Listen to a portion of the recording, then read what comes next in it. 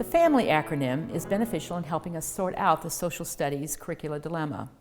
Actually, you can apply it to all curriculum decisions. There are 6 factors that make your family unique and which are important when choosing curriculum: faith, approaches to homeschooling, money, individuals, life, and you. We'll take a brief look at each of these factors in terms of social studies, but if you would like more information on these, then I suggest you check out our video workshop, Choosing Curriculum the Family Way. Our F in family is for faith, or philosophy. Judging by the moms and dads I talk to every day, this factor, the faith perspective of curriculum, is very important. We've probably all heard the play on words, history is his story. This pretty much sums up why many homeschoolers would consider this factor to be the most important in terms of choosing history or social studies curriculum.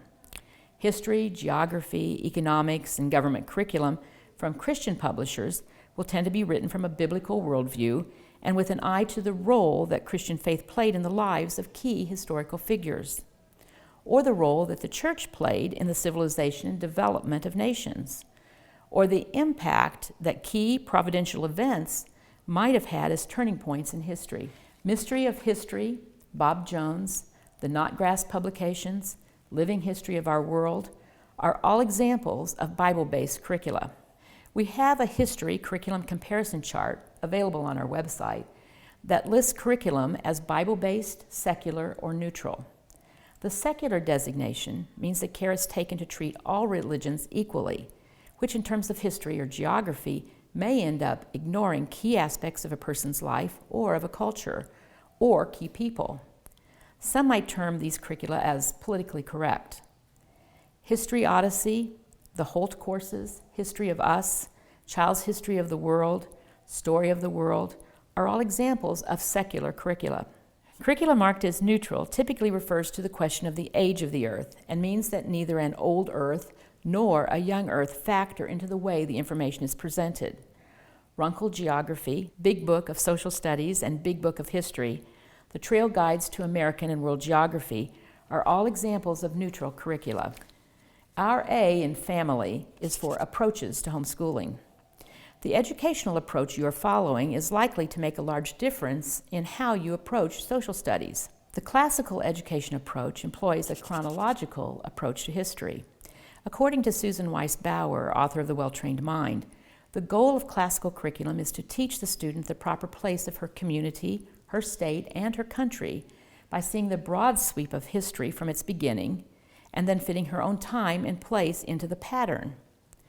The classical approach teaches history in a chronological manner through the trivium stages of learning. The grammar stage, ages 6 through 10, focuses on absorbing information and memorizing the basic facts of history and geography. Veritas history programs help the student by providing a song and art flashcards for each time period. The logic or dialectic stage, ages 10 through 12, emphasizes logical discussion, debate, and drawing correct conclusions. Programs like You Decide and Critical Thinking in U.S. History challenge the logic stage student. The rhetoric stage, ages 13 through 18, continues with systematic, rigorous studies, but seeks to develop the clear, forceful, and persuasive use of language. The Omnibus program has been developed with these stages and emphases in mind. Classical history studies utilize a cyclic approach, and every 4 years cover all of history. Classical time periods are typically the ancients, from 5000 BC to 400 AD, medieval and early Renaissance from 400 to 1600 AD, late Renaissance and early modern from 1600 to 1850 AD, and modern times from 1850 to the present. The Charlotte Mason philosophy of teaching history is based upon reading of whole books and original documents. Sometimes called the literature approach, to classify it as either chronological or patriotic is difficult. Miss Mason promoted a chronological view of history in her writings. However, more contemporary advocates focus more on U.S. history. At the core of the CM philosophy is the idea that education is an atmosphere, a discipline, and a life. It is about finding out who we were and how we fit into the world of human beings and into the universe that God created.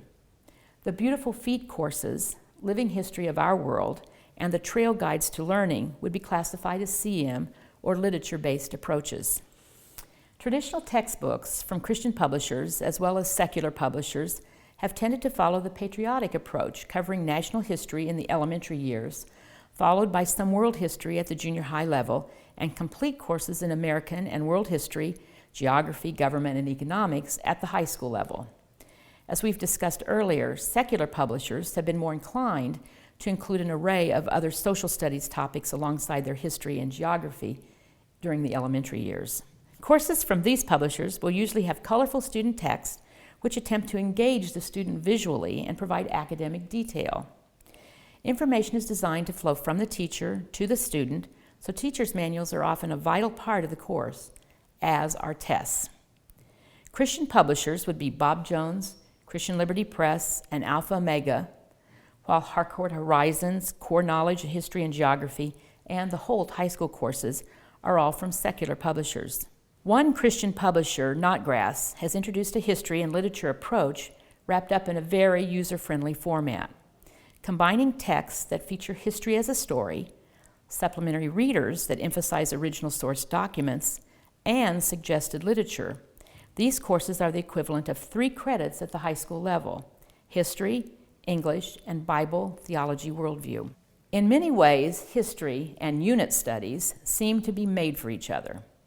There are excellent courses like the Pray Primer, Learning Adventures, and Trisms that have done the lion's share of the work for you, providing lesson plans, resource lists, hands-on activities, and cross-curricular assignments. There are also wonderful guides such as the Amanda Bennett material or the Soli Deo Gloria studies that provide a framework and leave you to supply the details. Many homeschoolers have also put together their own unit studies based on specialized interests such as Civil War battles or the desire to study a particular time period in a particular way, utilizing local resources or independent research. The M in family is for money. Social studies subjects lend themselves very well to multi-age schooling, which can be much more cost-effective. Also, if a literature-based approach or a unit study approach is used, the library can become a good friend and a money saver. In terms of maps and timelines, many resources are available online. It's good to remember that time is money, and if you're willing to invest more time, then you can usually save money. Co-ops can be another way of studying history with a minimum investment. The I in family is for individuals. When we start looking for creative products that will be a good fit for different types of learners in our families, history and social studies are fertile ground. Just listen to these possibilities. Storytelling CDs, like Your Story Hour and Diana Waring's History Revealed, will captivate not only your auditory learners, but your other learner types as well. Audiobooks to accompany texts such as Story of the World or Mystery of History make history more enjoyable for struggling readers. DVD series like Drive Through History or history studies via movies like American and World History on the Screen series will appeal to both your auditory and your visual learners. And just look at the possibilities for hands-on learners. History pockets, lap books, maps and timelines, draw and write through history, wood model kits, Dover history-based coloring books, safari history tubes, build your own castle or western fort, model soldier kits, excavation kits, historical paper dolls, eat your way around the world, or eat your way through the USA, and puzzles of all kinds. And almost everybody loves games. The Professor Noggins games, Perspective, the timeline game, 10 Days in Asia, or Africa, or Europe, or the USA. And don't forget the myriad of excellent resources available for avid readers. The G.A. Henty books, Childhood of Famous Americans, the Sower series biographies. Not to mention the wide selection of time period-related literature that can be found in All Through the Ages or Turning Back the Pages of Time. The L in family is for life. Sometimes life gets in the way of homeschooling. A mid-year pregnancy, caring for an aging relative, or a move. When that happens, sometimes we have to adjust the way we want to do history and social studies. No matter how exciting a unit study might appear, if this is not a good year for something that requires a high level of teacher-student interaction, the good news is that there are options. The Starline Press courses, Switched on Schoolhouse, or the Life Packs, Cicero Online, all allow for the student to work somewhat or completely independently. Choosing a single course that can be handled this way provides an excellent way to preserve your time and ensure that there will be enough of you to go around. Our why in family is you. When choosing curriculum for social studies, or for any subject for that matter, it's important to recognize the amount of support that you, as the teacher, will need.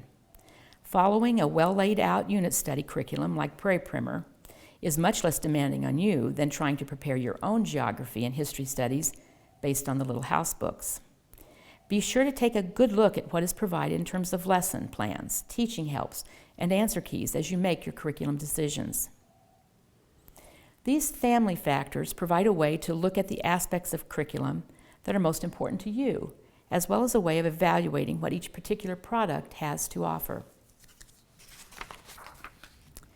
Your family's social studies mosaic can be as intricate and detailed and interwoven as you care to make it.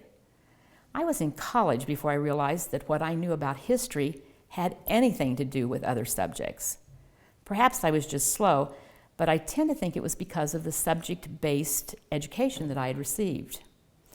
As a homeschooler, since I was going to all the time and effort, I wanted my children and I want my grandchildren to see the relationships, not just memorize the details. It's overused, I know, but that's because it's so very true. We must not let our children and our grandchildren be destined to repeat history just because they do not know history. If you have questions about history or social studies curriculum, please call Rainbow and talk to a consultant. Thank you.